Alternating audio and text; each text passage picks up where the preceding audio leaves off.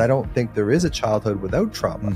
It just happens. Now, if you have an attached, attuned parent, they can help metabolize that for you. But if you don't have that when you're younger, I think that you're kind of destined to act out those trauma bonds over and over and over again until you become aware of them. And I think that's one of the things that you teach is like, how do you become aware? So maybe we should talk a little bit about that. So how do you know that you're in a trauma bond? That's a great question.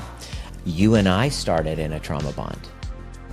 My friendship with you, I mean, think about it. Yeah. It's a bonding through trauma. We are commiserating through challenging times, and most relationships co-ruminating. And think about it. It's like when you go on the dating sites. I remember when I was dating where you're meeting somebody and they're telling you about a horrible ex, my narcissistic ex, or, oh, you know, it's my narcissistic ex, my borderline ex. Oh, let me tell you about so-and-so. Trauma bonds start usually with two people in a really difficult space rescuing one another. Okay. And so I remember during our friendship kind of break, where you and I took a friendship break, I had to look and go, holy shit, Russ and I are in a trauma bond. And so that the rupture and then the repair process was how we turned it from trauma bond to actually like secure relationship just within the two of us.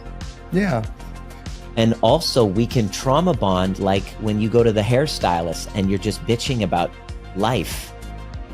Do you know what I mean? Or with your girlfriends or with your guy friends that you're complaining about the misses, you're trauma bonding.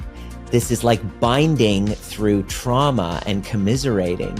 And it's amazing after I really looked at how many of my relationships were literally just connecting through trauma rather than gratitude and upliftment. Yeah, I mean, I think sometimes online dating and dating in general, it's kind of like a job application. So when you're on a date with someone and they're bitching and complaining about their ex, there's that rescuer quality that we have. Like, oh, I will rescue her from this horrible ex. And you don't really realize you're the next villain in their story.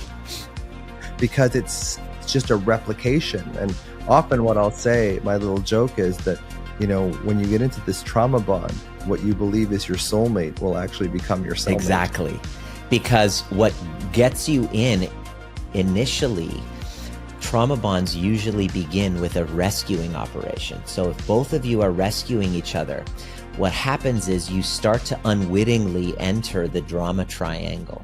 Because the person hasn't integrated from their past. They've replicated it. They're carrying these wounds, and unconsciously your wounds are pulling them in and their wounds are pulling you in. And now you get to derive your validation by rescuing this other person.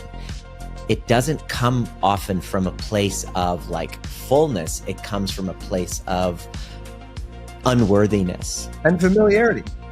So you take on this role, and what'll happen is you'll start to rescue, and at first with the dopamine, you start to feel validated. Wow, for men, usually, sexual validation. She's giving me sex exactly as I want, whenever I want. She doesn't say no, totally open, huge sexual validation. The woman is getting love bombed, is getting, you're the best, you're the greatest, is getting pedestalized, which really helps answer the unworthy, pathetic, not good enough parts of her that didn't feel seen as a child. It's essentially, they take on these role of narcissist and codependent, and they strike a deal. They say, I'm gonna be your mother, the mother that you never had, and in exchange, you're gonna be my mother. And so you unconsciously strike a deal of, I'm going to be the representation of unconditional love that you didn't have, and you're going to do the same for me.